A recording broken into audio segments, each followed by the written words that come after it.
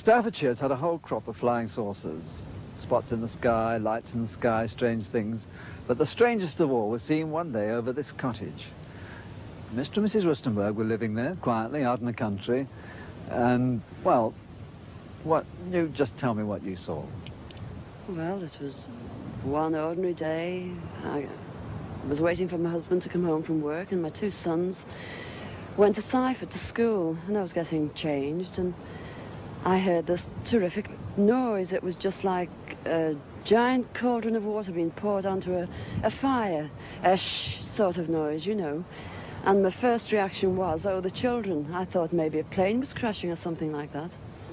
And I slipped my jumper on and went outside to find my two sons lying flat on the ground in the garden in front of the house, shouting, "Mummy, Mummy, there's a flying saucer."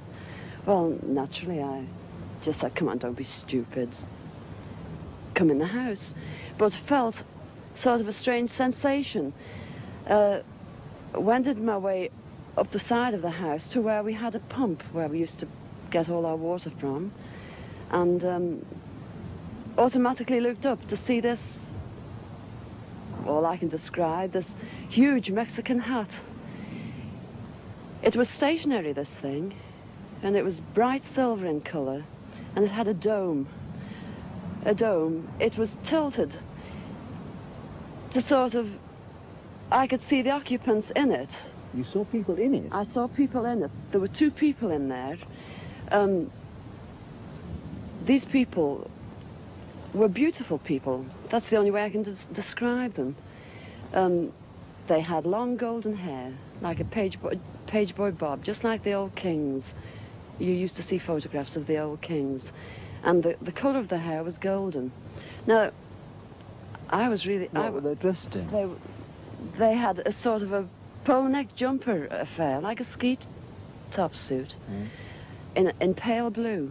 Now, these people weren't sat behind, one behind the other. They were sat together, but this, whatever it was tilted so that I could see them and they could see me. Were you looking at them through windows, through portholes, or what? No, not portholes. It was just sort of like a cockpit, I suppose, that had this perspex or glass or whatever it was. They could see me anyway, and I could see them.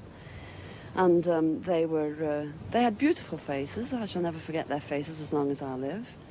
Their foreheads seemed to be a bit larger than, you know, the bottom of their faces as normal people you would expect to see.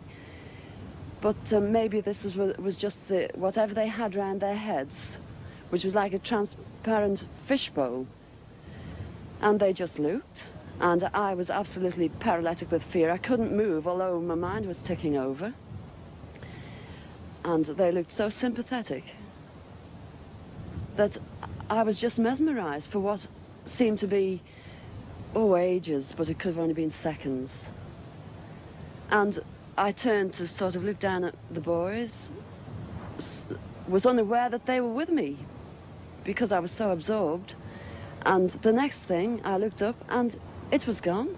How low had it been? It had been, the height, I couldn't tell you. But the house that you've seen, it was just on top of the roof. It was hovering on top of the roof. How big was it compared with the size of the house? It swallowed the whole circumference of the roof. I couldn't see, the roof was completely blotted out. The chimneys I couldn't see. All I could see was this massive object that I described as like a Mexican hat without the bubbles. And then it flew away sideways or upwards? No, I didn't see. I just looked up and it had gone. But I assume it went straight up, because for a short while after in the sky I looked around and I said to my two boys, "Where, can you see anything? Can you see anything?" And they said, "There it is, Mum," and they pointed up, and I watched it. It was just like a little cotton meal in the sky, and it circled us 3 times. It went round 3 times, and then it just shut off, and that was it. When I started to analyze myself afterwards, I feared that I might have had an hallucination, but then I knew I hadn't had, because my sons were so sure about what they'd seen and what I'd seen.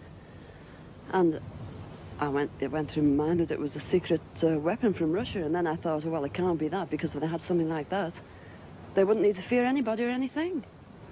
Were you scared by it? Did you run indoors? Oh, I was petrified. I couldn't move. I couldn't move a muscle. I was paralyzed with fear. But now I wouldn't be.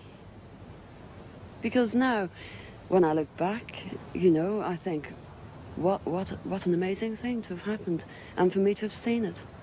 And when your husband came home, where were you? Well, when my husband came home from the office, I was locked in the house with my children, under a big kitchen table that we were using. Under the table? Under the table, yes. It's funny now when I look back, you know, it sounds absolutely ridiculous, but this is the truth. This happened. And that's it. We were ridiculed. It was very embarrassing at the time, and people, they possibly thought, oh, she's a nutter. But, you know, who cares? This is something that's happened to me, and I'm a practically minded person, and that's it.